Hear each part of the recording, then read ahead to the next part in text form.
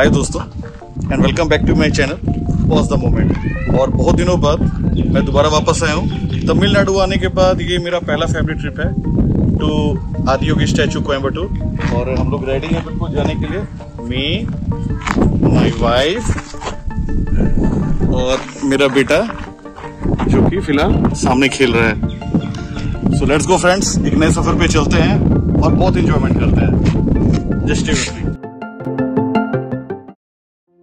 और इसी के साथ हमारा ये एक्साइटिंग सफर शुरू हुआ। फ्रेंड्स, यहाँ कृष्णागिरी से कोयम्बटूर में स्थित आदियोगी की दूरी लगभग 308 किलोमीटर है, जिसे तय करने में लगभग 6 से 7 घंटे लगते हैं। ये रूट कृष्णागिरी से होते हुए नेशनल हाईवे 44 के थ्रू सीधे सेलम के पास नेशनल हाईवे 544 में मर्ज होती है और फिर यही सड़क आगे जाकर नेशनल हाईवे 181 में जा मिलती है। इसमें लगभग 20 किलोमीटर के ड्राइविंग के बाद हमें नेशनल हाईवे 948 मिलता है, जो हमें सीधे ईशा फाउंडेशन के एंट्रेंस तक ले जाता है।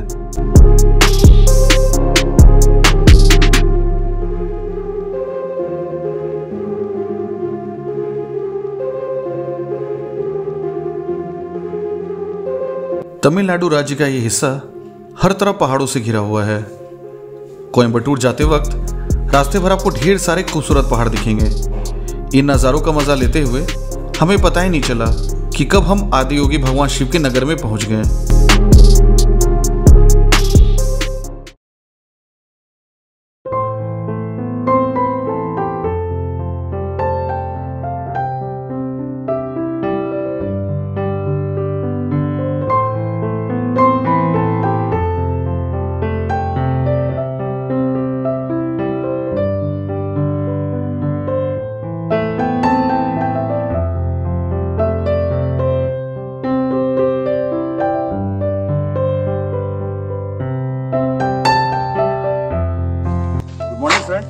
और आज हमारा दूसरा दिन है कोयम्बटूर में और हम लोग जा रहे हैं ईशा फाउंडेशन आदियोगी भगवान शिव का दर्शन करने के लिए। और मेरे साथ है मेरे फ्रेंड्स, मैडम और इनकी पूरी फैमिली। और to accompany me, I have my beautiful wife with me. Excited? Very excited. My dream place. इस होटल में आज हम लोग रुके थे रात को।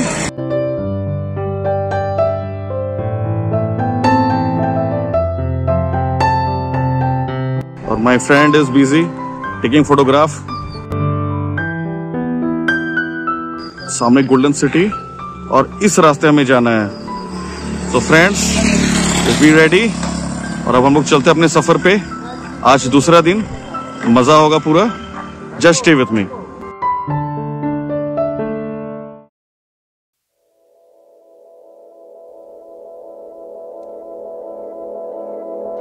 और फ्रेंड्स, इस खूबसूरत रास्ते पर लगभग 10 मिनट की ड्राइविंग के बाद हम फाइनली ईशा फाउंडेशन के मेन एंट्रेंस पर आ गए हैं।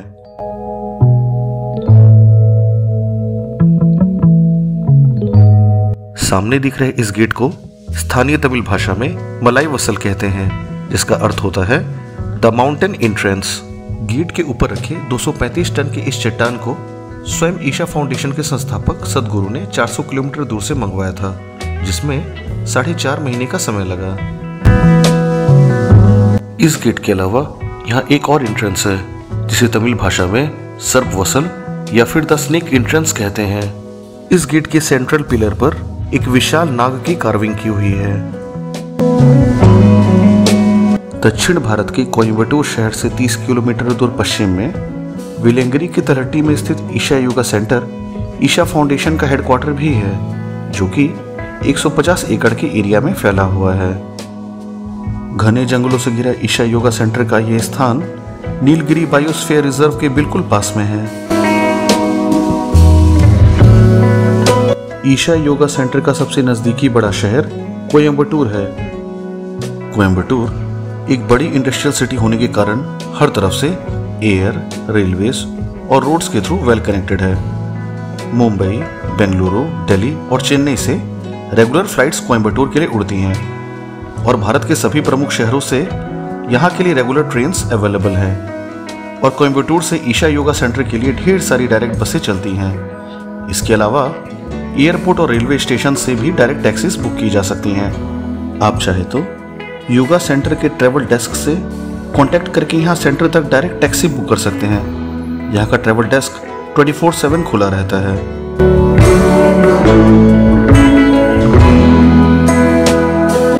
अब हम फाइनली अपने डेस्टिनेशन पर आ चुके हैं। यहाँ पार्किंग एरिया से आप आदियोगी भगवान शिव को देख सकते हैं।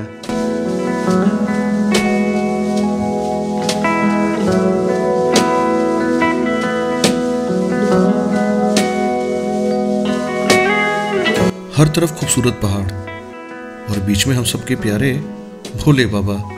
ये नज़ारा काफी खूबसूरत है।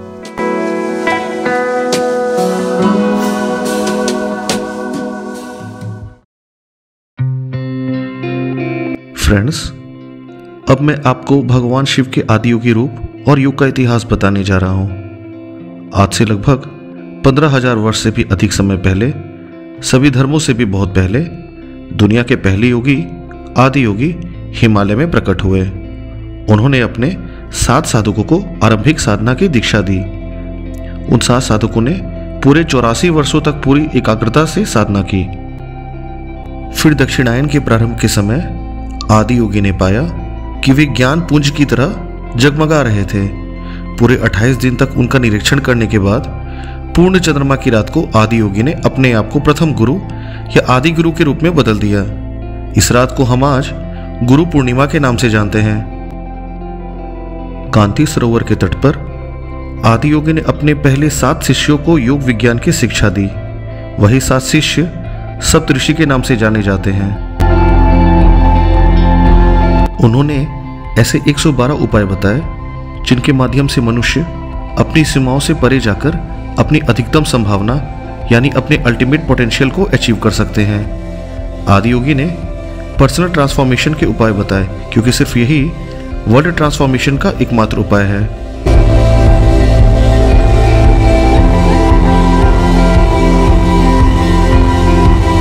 लकीली हमने यहाँ एक बहुत ही एक्सोटिक नेचुरल फेनोमेना देखा। हल्की बारिश के कारण एक तरफ पर्वत पे रेनबो दिख रहे थे और जस्ट दूसरी ओर हमारे आदि योगी। बड़ा ही अद्भुत नजारा था।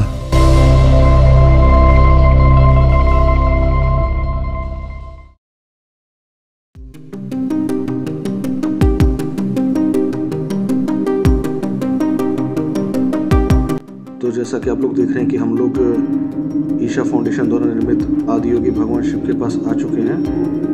रियली बहुत मज़ा आ रहा है। वाकई में बहुत ही ज़्यादा चिलिंग फील हो रहा है। बहुत ही अच्छा लग रहा है। तो चलिए दोस्तों, हम लोग कंटिन्यू करते हैं अपने व्लॉग को और चलिए सामने चलते हैं।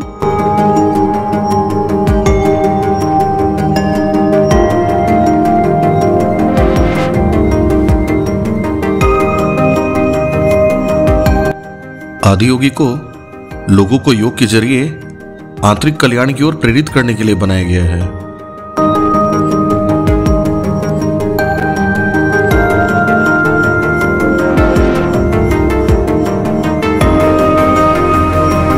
यू नो फ्रेंड्स, मैं और मेरी वाइफ, हम दोनों को ही बचपन से ही शिवजी से बहुत लगाव रहा है। शायद ये भी एक रीज़न है कि यहाँ आने के बाद से ही बहुत अच्छा फील हो रहा है। मन बहुत शांत है, एक आंतरिक सुख का अनुभव हो रहा है। आदि योगी का उद्घाटन 24 फरवरी 2017 को महाशिवरात्रि के अवसर पर भारत के प्रधानमंत्री नरेंद्र मोदी द्वारा किया गया था। आदि योगी को भारत के मिनिस्ट्री ऑफ टूरिज्म के इनक्रेडिबल इंडिया कैंपेन में भी शामिल किया गया है।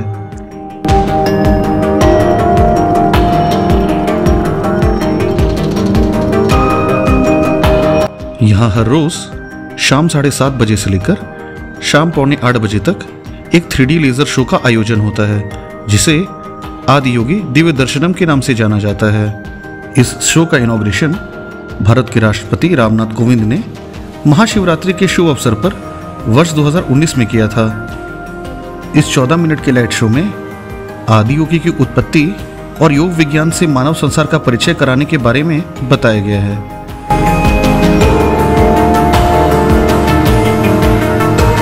फ्रेंड्स, आदि योगी के ठीक पास आप जो देख रहे हैं वो है योगेश्वर लिंग। सद्गुरु ने योगेश्वर लिंग को एक ह्यूमन सिस्टम के 5 प्रमुख चक्रों के मैनिफेस्टेशन के लिए संस्कारित किया। ये चक्र हैं मूलाधार चक्र यानी रूट चक्र, स्वाधिष्ठान चक्र यानी सैक्रल चक्र, मणिपुर चक्र यानी सोलर प्लेक्सस चक्र, विशुद्धि चक्र यानी थ्रोट चक्र और आज्ञा चक्र यानी थर्ड आई चक्र। और हर एक चक्र में 16 डायमेंशंस हैं।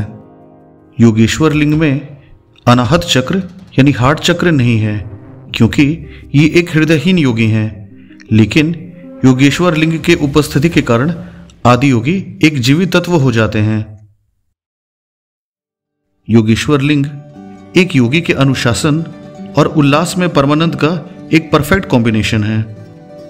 योगेश्वर लिंग पर शंभु मंत्र 4 अलग अलग साउथ इंडियन लैंग्वेजेस में लिखा गया है, जो हैं तमिल, तेलुगु, कन्नड़ और मलयालम। वैसे तो योगेश्वर लिंग पूजा अर्चना के पर्पस से नहीं बल्कि साधना के लिए स्थापित किया गया है, लेकिन हर अमावस्या के दिन आसपास के गांव के लोग योगेश्वर लिंग पर पारंपरिक प्रसाद चढ़ाते हैं, जो हैं जल और नीम के पत्ते।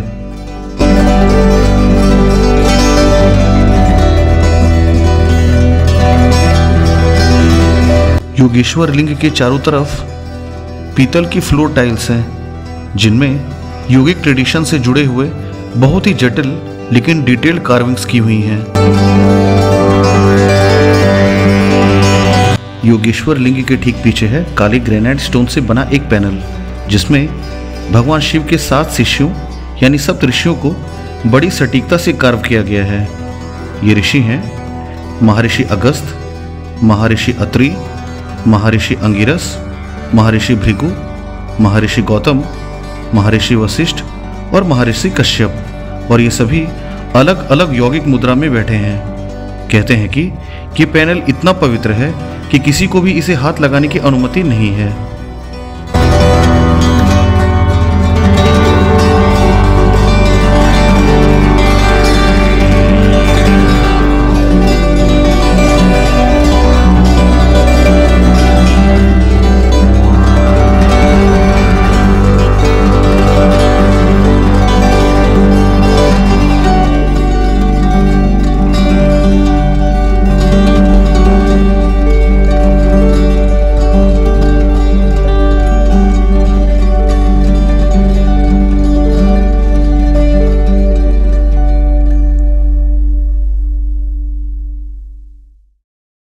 यहाँ आए हुए भक्त आदि योगी की परिक्रमा करना शुभ मानते हैं। तो चलिए हम भी आदि योगी की परिक्रमा करते हुए इनसे जुड़ी कुछ इंटरेस्टिंग फैक्ट्स जानते हैं।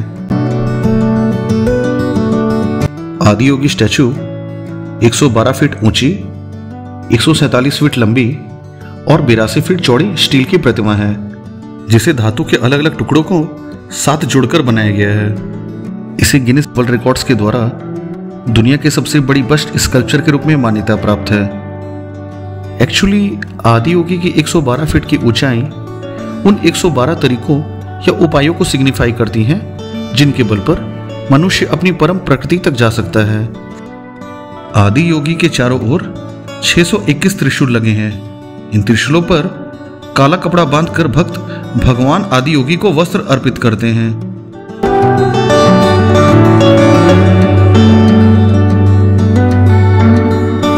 ईशा फाउंडेशन के फाउंडर सद्गुरु जग्गी वासुदेव द्वारा डिजाइन की गई इस स्टैचू का वजन लगभग 500 टन है।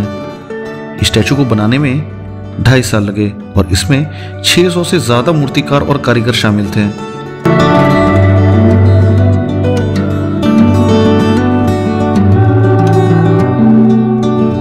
आदि योगी की माला असली रुद्राक्ष से बनी है और इसमें 1,08,000 रुद्राक्ष पिरोए गए हैं।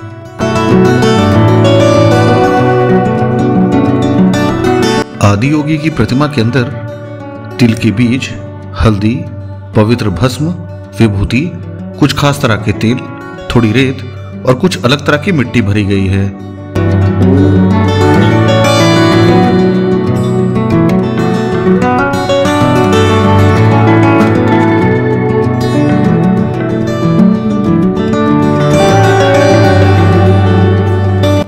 दोस्तों, हम अपने आज का सफ़र इसी के साथ ख़त्म करते हैं और फिर बहुत जल्दी दोबारा मिलेंगे एक नए वीडियो में। और तब तक के लिए बाय दोस्तों।